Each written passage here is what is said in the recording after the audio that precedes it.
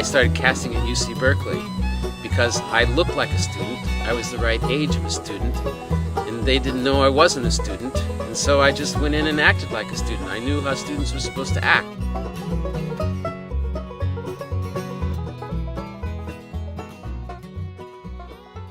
I have drawings from second grade, so about 8 years old, I started collecting my drawings. So I think I considered myself an artist from extremely young age.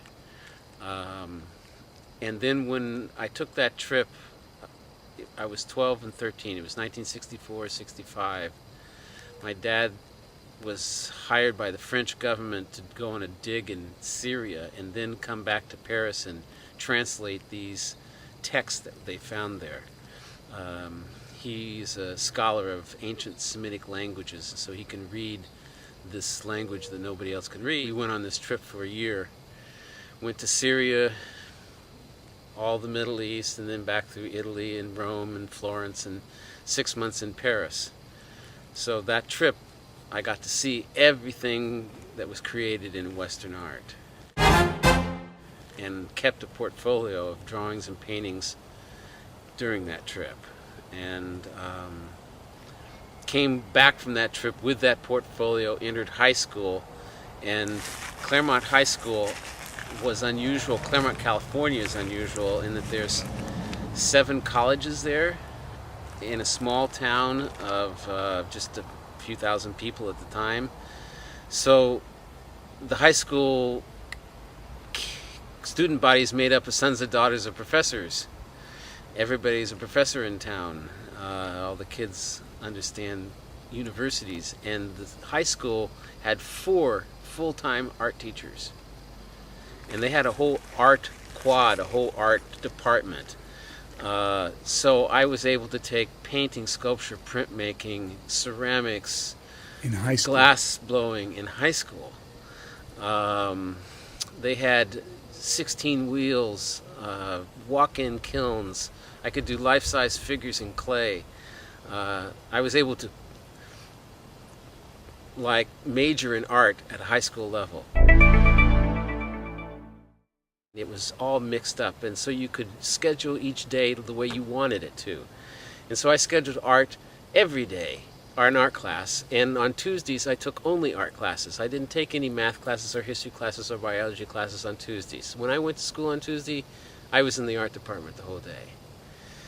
So I got to do life-size figures as a high school student. And when... In what form? In clay. On plaster, cement. I carved stone in high school. I threw pots. I did oil paintings and printmaking, and you name it, I did it. When I left high school and did not go to college, because I wanted to go to college, but my dad didn't want me to go to art school, I went to Berkeley, and I just started casting at UC Berkeley because I looked like a student. I was the right age of a student, and they didn't know I wasn't a student, and so I just went in and acted like a student. I knew how students were supposed to act, and nobody stopped me. And so I cast my first 2 bronzes at UC Berkeley. I went on from there to cast more bronzes and build boats and go on with my life. Did they find out at Berkeley you were not a student? It took them years to find out, but by then they liked me. They liked what I did. They liked my energy. Well, you spent 20 years in Italy.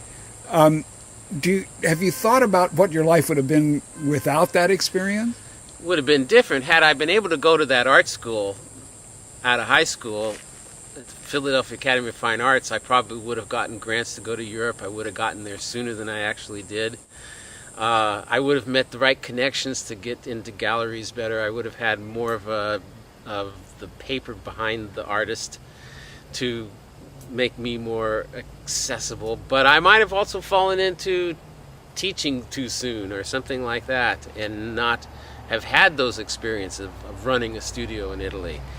When we went there, I went there thinking I would stay for a year. I carved this first piece and it sold, and I was able to go back and live year after year. And We opened up a studio. Artists were coming from all over the world. They were eating in our kitchen at night.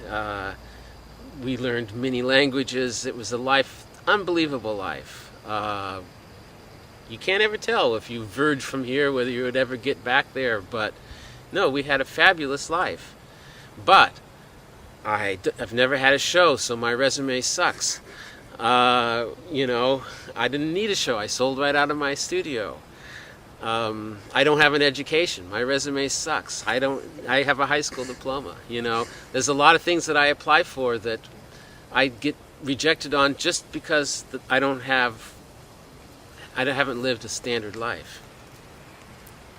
Well, the art colony that you were in, could you talk about that a bit, and how did it incubate the art?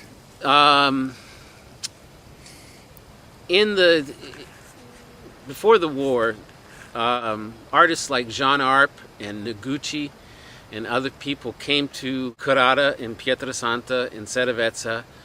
They were drawn there by the quarries in the big marble yards who offered to give them studio space. And so that area starts to becomes a mecca for sculptors. And by the time I show up there, there's been multiple generations of artists coming through the area. And I'm in like the 5th wave. But there's artists from all over the world. In a small town of 3,000 people, there's 500 artists from different parts of the world, all there because of the stone, because the marble is there, and because the studios are there, and because the tool shops are there, and because the cranes are there, and everything is there you could possibly need to make sculpture. And that had been in place for how long, do you know? Well, for centuries, since the Romans, they had been carving stone there, you know. And Michelangelo gets his stone from there, and everybody goes there to get the stone. It's 70% of the world's marble is right there, and all of the marble of the world is processed there. So stone is coming in from Brazil and from Sweden and Norway and Turkey and everywhere to that one spot, and you can pick and choose whatever stone you want to carve out of. And the factories are cutting up the stone and tossing away 30 tons of stone a week into the garbage bins. And so basically you can get your stone for free. You can go to the garbage bins and pull out anything you want. And so when you got free stone, you can burn through it, and you can learn, and you can try things and experiment. And if it breaks, you throw it back in the garbage can. It was free to begin with.